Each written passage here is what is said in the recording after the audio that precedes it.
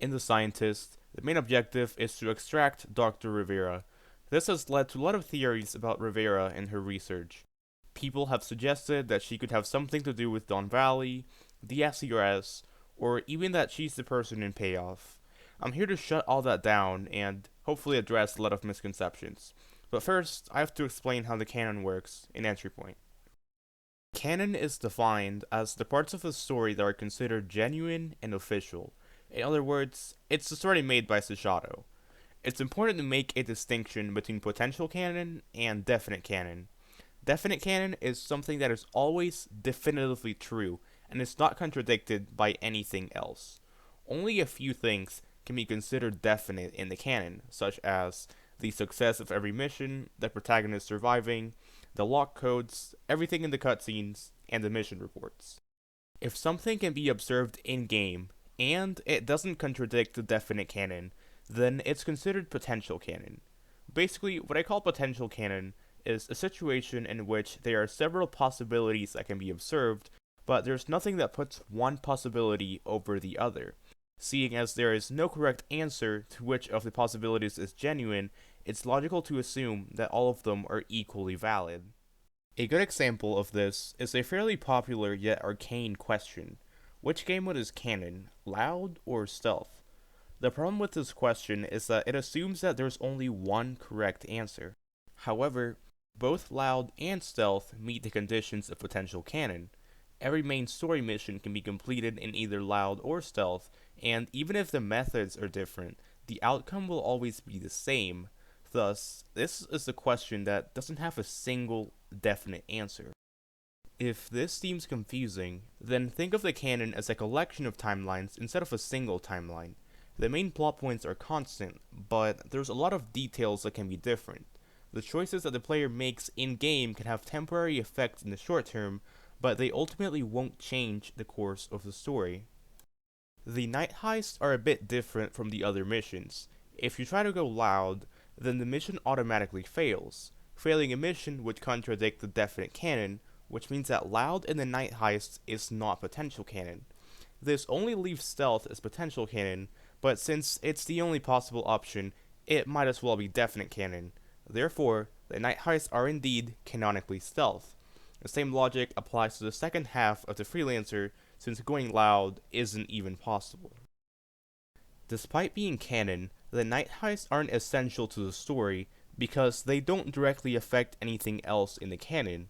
The night heists are just sort of there, like a side quest that doesn't affect the main storyline. Unlike the rest of the story, these missions weren't planned from the beginning. According to Sashato, they debated whether they should release an expansion or not.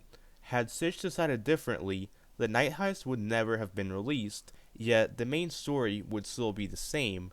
Thus, even if they are technically canon, it doesn't make a lot of sense to incorporate the night heist into any major theories. When Sashato said that Elite is the intended difficulty, they were merely giving an opinion. Essentially, Sish argued that most players prefer playing on Elite, so it's scaled with the average player in mind. This does not mean that Elite is canon. This comment has nothing to do with the storyline and everything to do with gameplay.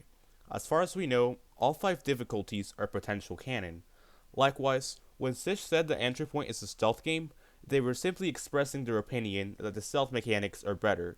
This does not make stealth canon in every mission. In The Scientist, Rivera can either survive or die during the mission. Both of these scenarios are potential canon. We know that potential canon and definite canon can't contradict each other, which means that whatever happens after The Scientist must be the same regardless of whether Rivera lives or dies. In other words, everything after The Scientist must be consistent with both of these scenarios. If Rivera made another appearance in the story, then this would contradict the scenario where she dies in the mission. Thus, she cannot be the person in payoff or make any other appearance after The Scientist. However, this does not mean that she isn't an important character. She is actually very similar to Ryan Ross. Both characters have a mission named after them, and they can either live or die according to the player's choices. And the financier, even if Ryan dies, Halcyon still gets all the important intel from the hard drive. Likewise, even if Rivera is killed, Phoenix still gets access to her research from the control room. Thus, while we won't be seeing any more of her, her research is likely to play a major role in the SURS. This segment is somewhat off topic from the rest of the video, but seeing as I haven't uploaded in a long time, I'd like to talk a bit about Retribution. My original prediction about this cutscene was that it was some sort of attack by Halcyon against Phoenix. I was kind of right in that Halcyon killed Rose, an informant of Phoenix. However, we don't actually see Rose going down. We just find out that she was taken out. At least, that's what we're told. But what if Jackdaw is lying? A somewhat popular theory states that Rose didn't actually die. Instead, Jackdaw faked her death somehow in order to manipulate the protagonist.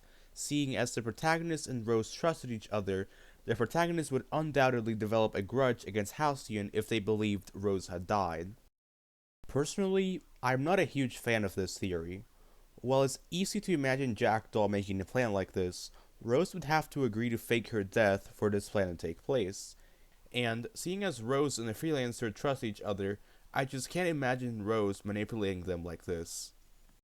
Overall, this cutscene just made me really sad. It's the first time that I've seriously felt emotional over something in the storyline. I guess it's a testament to how far this community has come and how attached we have become to this game. Anyway, now that I've finally returned to YouTube, I hope to become active again and discuss more theories in the future. I'll see you guys next time.